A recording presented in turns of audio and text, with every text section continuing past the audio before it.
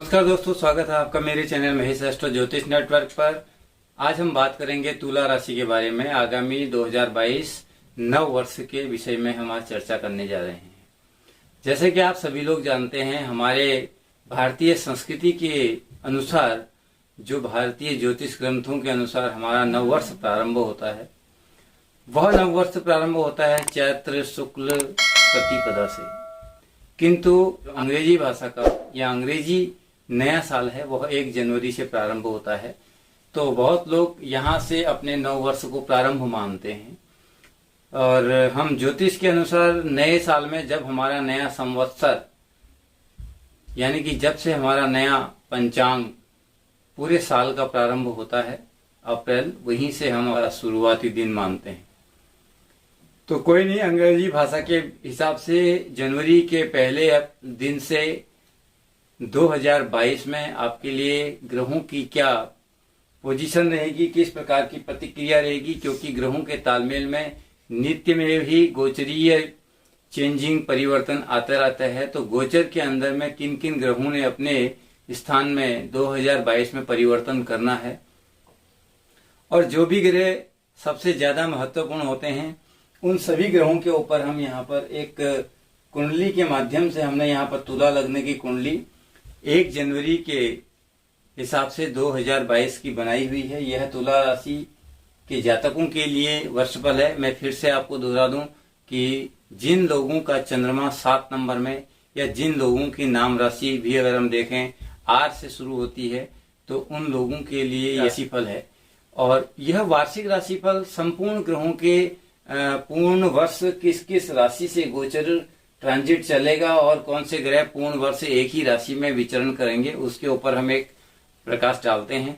क्योंकि हम बहुत सारी चीजों के अंदर यह देखते हैं कि आने वाले आगामी वर्ष के अंदर में हम किस प्रकार के कामों को करेंगे, और कौन कौन से ऐसे काम हैं जिन कामों को हम एक सुव्यवस्थित तरीके से आगे ले जाना चाहेंगे।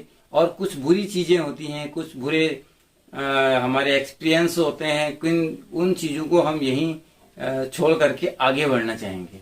तो मित्रों, इस प्रकार से जो ग्रहों की सिचुएशन होती है, उसमें हम अभी फिलहाल बात करते हैं कि एक मोटा मोटा किन किन ग्रहों का गोचर कैसे कैसे वर्ष पर्यंत गोचरीय पोजीशन पर चलेगा। तो तुला लग्न में लग्नेश शुक्र की जो पोजीशन है वह 3rd स्थान के अंदर में है। लेकिन हम यहां से बात करते हैं सूर्य से। सर्वप्रथम सूर्य 14 जनवरी को यहां से अपनी राशि को परिवर्तन करने के बाद में मकर राशि के अंदर में गोचर करेंगे। मकर राशि आपकी 4th स्थान के अंदर में पड़ेगी, और यहाँ शनि और बुध पहले से ही विराजमान हैं। तो 1 जनवरी को आपकी सूर्य ग्रह की जो पोजीशन आ जाएगी वह 3rd भाव में आ जाएगी, और 14 जनवरी को यह सूर्य यहाँ से परिवर्तन होकर के अपनी एक राशि आगे, यानी कि संक्रांति पर सूर्य जैसे कि चेंज होता है, यह परिवर्तन हो जाएगा। अब इसके बाद जब यहाँ सूर्य की पोजीशन आती है, तो सूर्य ग्रह के यहाँ पर आने से कई कुछ चीजों में आपके लिए एक बहुत परिवर्तन होगा। क्योंकि सूर्य यहाँ केंद्र में आ जाएंगी, 4th भाव के अंदर में आ जाएंगे, स्वयं पहले से शनि यहाँ पर विद्यमान है। तो सूर्य और शनि की आपसीय जो एक पोजीशन है, जो उनकी एक विचार है, जो संबंध हैं, वो बहुत मधुर नहीं माने जाते हैं। तो शनि यहाँ नहीं आ रहे हैं, सूर्य यहाँ आ रहे हैं। तो यहाँ से सूर्य आपके कर्म स्थान को भी देखेंगे। सूर्य आपके मान सम्मान पद प्रतिष्ठा की वृद्धि के लिए जाने जाते हैं। इन सभी चीजों में आपको सूर्य यहाँ पर पूर्ण वर्ष तो हम नहीं कह सकते हैं, लेकिन पूरे महीने भर के लिए यहाँ पर अच्छा रिजल्ट आपको देंगे। अब यहाँ अगर शनि भी पहले से ही विद्यमान है, तो शनि और सूर्य की युति का संबंध केवल इस चीज में आपको अच्छा मिल सकता है, यदि आप इस समय कोई भी आपका सरकारी कार्य कहीं अटका हुआ हो और उन कार्यों को आप करना चाह रहे हो, तो वहां पर सूर्य और शनि जो है इकट्ठा होने पर आपको बहुत अच्छा यहाँ पर फल दे सकते हैं। यानी कि बहुत लंबा पड़ा हुआ कोई भी ऐसा कार्य जो सरकार में आपका विलंबित हो, जिनको आप चाहते हैं कि हम इस कार्य को पूर्ण रूप से आगे बढ़ाएं, उसमें आपको लाभ देगा। उसके बाद चंद्रमा गोचरीय विश्लेषण के अनुकूल हर 2.25 दिन में राशि परिवर्तनशील रहता है, चर ग्रह है और बहुत ही तीव्र गति से 2.25 नक्षत्रों के उपरांत यह चेंज हो जाता है। एक राशि में चंद्रमा 2.25 नक्षत्र होते हैं और उन 2.25 नक्षत्रों की गति को हर राशि से परिवर्तन करता हुआ चलता ही रहेगा। तो अब यहाँ चंद्रमा का गोचर अगर हम इसके हिसाब से देखते हैं तो चंद्रमा आपके दूसरे भाव के अंदर में 1 जनवरी को गोचर कर रहा है। वहां पर चंद्रमा वैचारिक तौर पर आपके मतभेदों को दर्शा रहा है और आपके मन में बहुत सारी चीजों को लेकर के कुछ इस तरीके के विचार आ सकते हैं केतु के कारण से, जिससे आप एक अंदर से किसी परेशानी को महसूस करने लगे, या जो आप किसी से कुछ बात बोलना चाह रहे हैं या कुछ कहना चाहते हैं आप नहीं कह पा रहे हैं, ऐसी सिचुएशन को यहाँ पर चंद्रमा आपके लिए क्रिएट कर सकता है। हाँ, किंतु चंद्रमा मंगल की राशि में नीच का तो जरूर है, लेकिन मंगल के साथ में लक्ष्मी नारायण योग बना रहा है। तो यहाँ पर अगर आपको अभी तक किसी भी प्रकार से कोई फाइनेंस की या पैसे के लेन देन की या उसमें किसी प्रकार की कमी हो रही है, तो निश्चित तौर पर आपके जो भी अपूर्ण कार्य हैं, जिनको केवल पैसे के लिए आपने रोक करके रखा हुआ है, ऐसे कार्य या पैसे की कमी के कारण से वो कार्य आपके स्टॉप हुए हैं, उन सभी कार्यों को आप यहाँ पर करने में सक्षम होंगे। इनको यहाँ पर आपको यह एक अच्छा योग माना जाएगा। उसके बाद हम मंगल की पोजीशन की बात करते हैं तो मंगल 16 तारीख को जनवरी के महीने में यहाँ से धनु राशि के अंदर में प्रवेश कर जाएंगे, यानी कि 16 जनवरी से यह मंगल यहाँ पर आपके आमूल व्यक्तित्व में एक बहुत ज्यादा एक स्ट्रांग पावर लेके आएंगे। आपके विचारों को लेकर के कह लें या आपके पराक्रम को लेकर के कह लें, आपके अंदर में एक आत्मशक्ति से वो जागृत करने वाली पोजीशन यहाँ पर मंगल आपको देंगे, क्योंकि मंगल की सीधी दृष्टि आपके भाग्य स्थान पर भी है। हालांकि यहाँ पर जिन लोगों का वैवाहिक जीवन अभी प्रारंभ अवस्था में है और उनकी जन्म पत्रिका के अंदर में भी मंगल की पोजीशन अगर तुला लग्न होने या तुला राशि होने पर अगर इसी भाव में मंगल की पोजीशन भी होगी, तो उनके लिए जब तक यहाँ पर मंगल का ट्रांजिट रहेगा तब तक आपसीय मतभेद या आपस में एक दूसरे के साथ में विरोधाभास देखने को मिलेगा। और उसके बाद हम बात करते हैं बुध ग्रह की, तो बुध ग्रह मकर राशि में ही 15 जनवरी के बाद में वक्री अवस्था में आ जाएंगे। तो बुध का यहाँ पर वक्री अवस्था में होना एक बहुत अच्छा योग होता है। और बुध और शनि की जो अपनी राशि है यहाँ पर मकर या कुंभ, इसमें आपके लिए सबसे बड़ी बात यह हो जाएगी कि यहाँ पर बुध जो है आपको संपूर्ण शनि का जो एक फल होता है वह देने में सक्षम है, क्योंकि शनि के फलों को अगर हम देखते हैं या कार्य उसके जो भी आपको वह प्रमाण के साथ में अपने तथ्यों के साथ में प्रामाणिकता के साथ में अपना फल देता है शनि। जिस प्रकार के हमारे कर्म, व्यवहार, आचार, विचार, सोच, उसी प्रकार का उसका अपना प्रतिफल आपके लिए है। तो बुध ग्रह शनि के प्रभाव में आने से बहुत लिमिटेड कंडीशन में आप किसी भी विचार को किसी के सामने कहेंगे, बहुत कम आप बात करेंगे। और यहाँ चतुर्थ भाव के अंदर में अपनी संपूर्ण सुख सुविधाओं को आप आनंदित करेंगे, क्योंकि सारा जो वर्ष होगा आपको अपने सुख सुविधाओं में अच्छी हेल्थ के लिए और सभी प्रकार से आपको हर चीज एक, जिसे हम कह सकते हैं कि कोई भी चीज के लिए आपको किसी भी तरीके की परेशानी नहीं उठानी पड़ेगी या कमी या उसका आभास आपको होगा, ऐसा नहीं है।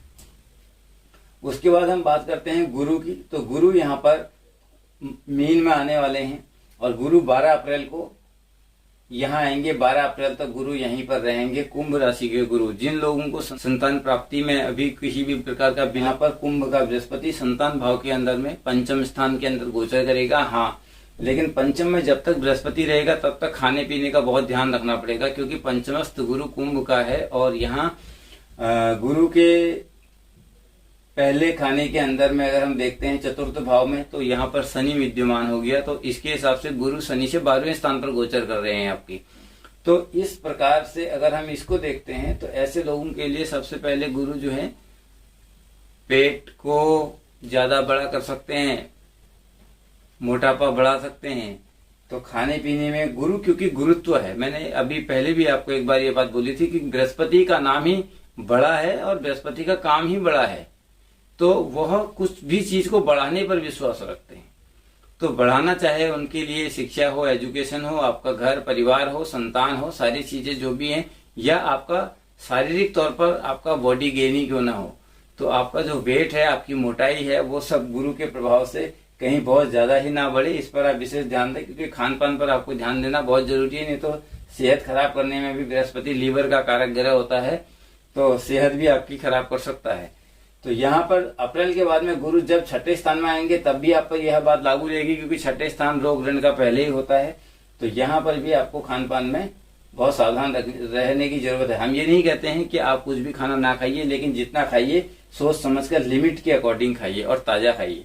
बृहस्पति मीन राशि के होकर के यहाँ पर द्वादश भाव के अंदर में आपके दृष्टि रखेंगे, तो आपके बहुत सारे खर्चों पर कंट्रोल होगा। आप बहुत सोच समझ करके खर्च करेंगे, बहुत मितव्ययी होंगे आप, और बिना मतलब की चीजें या फिजूल खर्ची आपकी नहीं हो पाएगी। यह पूर्ण वर्ष के लिए हम नहीं कह रहे हैं, लेकिन जब तक गुरु का गोचर यहाँ रहेगा तब तक के लिए आपको फाइनेंशियल तौर पर एक स्टैंडर्ड महसूस होगी अंदर से, या आपके पारिवारिक जन या किसी भी तरीके के जो भी लोग ऐसे खर्चा करते हैं, या किसी भी चीज में आपका पैसा किसी प्रकार से खर्चा हो रहा हो, थोड़ा कंट्रोल रहेगा। दूसरी बात, उसके बाद अगर हम शुक्र की बात करते हैं, तो शुक्र जो है 30 जनवरी से वापस धनु राशि में ही मार्गी हो जाएंगे। तो यहाँ पर जो शुक्र की कंडीशन होगी, शुक्र आपके लिए प्रमुख ग्रह हैं, तो शुक्र प्रमुख ग्रह हैं, तो इसके हिसाब से आप एक सामाजिक व्यक्ति हैं। समाज में आपका मान सम्मान शुक्र से होता है, मान सम्मान बढ़ाने वाला ग्रह आपकी एक अलग छटा है, आभा है, एक चमक है। शुक्र थर्ड स्थान के अंदर हो या फिर नवम स्थान के अंदर में हो, आमने सामने कहीं भी बैठा हो, तो ऐसे लोगों को सबसे बड़ी बात यह होती है कि कोई भी व्यक्ति किसी भी प्रकार की चीज के लिए मना नहीं करता। आप किसी से भी हेल्प ले सकते हैं, कोई भी व्यक्ति आपके लिए हेल्प करने के लिए तैयार हो जाता है, क्योंकि आपका जो शुक्र होता है यह ग्रह बहुत सौम्य ग्रह है। तो आपका व्यवहार भी दूसरे को अपनी तरफ आकर्षित करता है, या यूं कह ले कि आपने सब लोगों के टाइम टू टाइम हेल्प की होती है, या उनका किसी भी प्रकार से कोई सहयोग जो आपसे बना हुआ हो वो किया होता है, तो कहीं ना कहीं वही चीज आपको यहाँ पर फायदा देती है। तो हम ये नहीं कहेंगे कि यह ग्रह आपको किसी भी तरीके से यहाँ परेशान करेगा। यह पूर्ण वर्ष आपके लिए योग कारक है, योग कारक रहेगा और बना रहेगा आगे भी। अब उसके बाद अगर हम बात करें शनि की, सबसे इम्पोर्टेंट बात होती है तुला लग्न में शनि, और यहाँ पर शनि जो है उच्च योग कारक ग्रह माने जाते हैं, और प्रबल योग कारक ग्रहों में शनि का नाम आता है। और इस जगह पर शनि का गोचर जो होगा वह कुंभ राशि के अंदर में इनका गोचर आएगा, क्योंकि 29 अप्रैल को शनि जो है परिवर्तन करेंगे राशि को। तो वहां से अभी जो है शनि यहाँ पर आपके लिए एक तो सस नामक पंच महापुरुष योगों में से एक योग होता है, वह बना रहे हैं, अभी योग कारक हैं। फिर शनि का जो गोचर होगा वह अपने कुंभ राशि के अंदर में एक राशि आगे शनि का गोचर चला जाएगा। तो शनि 2.5 वर्ष के लिए राशि परिवर्तन करते हैं, लेकिन इस बीच में भी शनि जब भी वक्री होंगे तो उस वक्री होने के साथ साथ में शनि वापस मकर में भी जाएंगे। तो क्या होता है, जब शनि राशि परिवर्तन करते हैं तो उस समय जिन लोगों की 7.5 या ढैया चल रही होती है, उनकी 7.5 या ढैया में बहुत सारा चेंज आ जाता है। तो शनि का जब यहाँ से गोचर इधर आ जाएगा, यानी कि 11 नंबर में आएगा, तो धनु राशि वालों की तुरंत ही 7.5 समाप्त हो जाएगी, और यहाँ मीन राशि वालों की 7.5 प्रारंभ हो जाएगी। पुनः जब शनि वक्री होंगे तो फिर से धनु राशि वालों की 7.5 कुछ समय के लिए आएगी, लेकिन उससे बहुत ज्यादा डीप लेने की जरूरत नहीं होती है। तो इस तरीके से अगर आपको 7.5 के ऊपर किसी भी प्रकार का कोई भी कंफ्यूजन हो, या 7.5 आगामी 10 वर्ष के लिए अगर आपको अपनी 7.5 को जानना है, तो मैं इसके आई बटन पर आपको एक लिंक दूंगा, आप उसको वीडियो को देखिए। आपको 10 वर्ष आने वाले 10 साल की 7.5 कब कैसे कहाँ शनि का गोचर रहेगा वो मैंने उसमें बता रखा है, आप उस वीडियो को जाकर के देख सकते हैं। अब इसके बाद में यहाँ ये शनि के बाद में राहु और केतु की जो पोजीशन है, क्योंकि राहु केतु का भी अभी गोचर जो है आपके दूसरे और अष्टम स्थान के अंदर में चल रहा है, तो यहाँ पर दूसरे स्थान के अंदर में राहु का गोचर है और यह भी राहु 12 अप्रैल को यहाँ से चेंज करके सप्तम भाव के अंदर में मेष राशि मंगल की राशि के अंदर में गोचर करेंगे। तो 12 अप्रैल को राहु जो है 12 अप्रैल को यहाँ पर मेष राशि में ही रहेंगे। तो यह है केतु और राहु का जो होता है, यह गोचर वक्री अवस्था में होता है, ये इस तरफ बढ़ते हैं, बाकी ग्रह इस तरफ बढ़ते हैं। अष्टमेश आपका शुक्र है जो कि सूर्य के साथ बैठा है और अष्टम स्थान में आपके शुक्र की राशि के अंदर में राहु का यहाँ पर होना आपके लिए बहुत अच्छा है। तो मिला जुला फल आपको मिलेगा। कैरियर के लिए ओवरऑल कंडीशन हम शनि से भी देखेंगे, क्योंकि शनि आपके लिए योग कारक है, और हम गुरु से भी देखेंगे।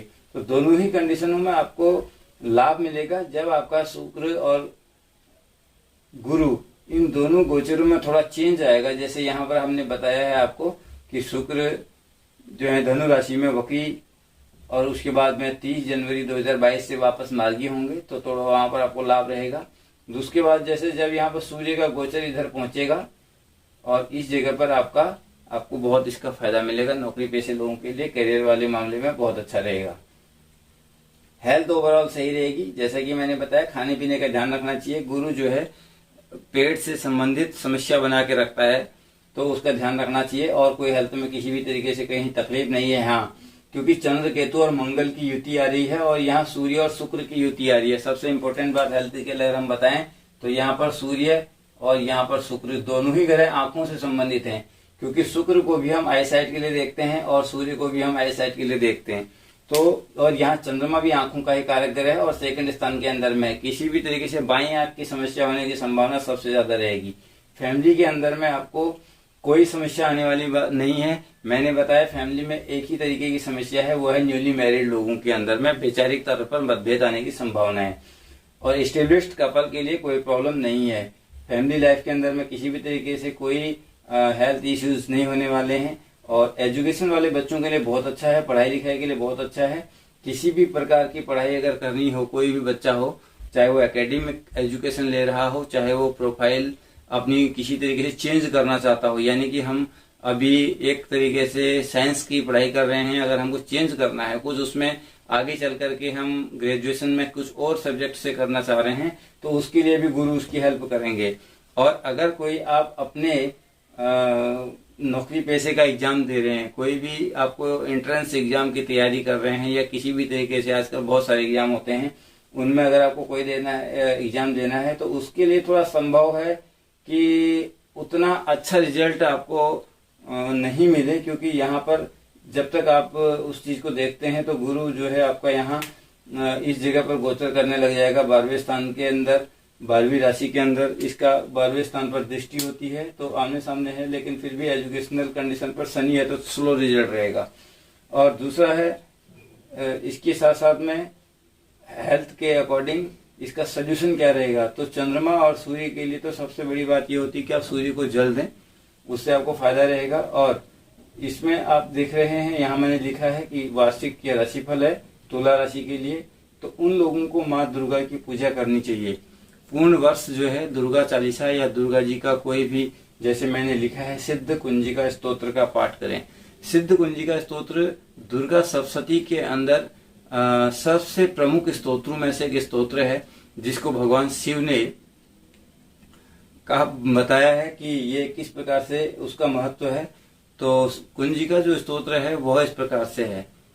शिव उवाच से वह प्रारंभ होता है। शिव उवाच, तो श्रृणु देवी प्रवक्ष्यामि कुंजिका स्तोत्रमुत्तमम् येन मंत्र प्रभावेण चंडी जापः शुभे भवेत्।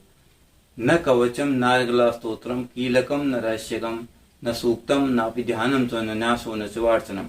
यानी कि जिन लोगों ने अपने पूजा पाठ के दौरान या किसी भी तरीके से, जो लोग दुर्गा सप्तशती के किसी भी तरीके से सिद्ध कुंजिका स्तोत्र का पाठ कर लेते हैं, उनको फायदा मिलता है। चाहे वो कवच, अर्गला, कीलक और संपूर्ण दुर्गा सप्तशती का ही पाठ क्यों ना नहीं कर पाए हों, तो पूरे का जो फल जो है वो आपको केवल सिद्ध कुंजिका स्तोत्र का पाठ करने या श्रवण करने से प्राप्त होता है। तो दोस्तों इसी के साथ साथ में संपूर्ण वर्ष के हिसाब से आपका जो वार्षिक राशिफल है आपको अच्छा रहेगा। यह वर्ष आपके लिए शुभ मंगलमय मंगल कामनाओं के साथ में हम आपके लिए प्रार्थना करते हैं कि अच्छा रहे, आपका स्वास्थ्य अच्छा रहे, पारिवारिक जीवन के अंदर में किसी भी तरीके से कोई दुख तकलीफ किसी भी तरीके से आपको ना आए। तो इसके साथ साथ में हम लेते हैं आपसे विदा। अगर आपको वीडियो पसंद आए तो कृपया वीडियो को लाइक शेयर एंड सब्सक्राइब जरूर कीजिए। नमस्कार, धन्यवाद।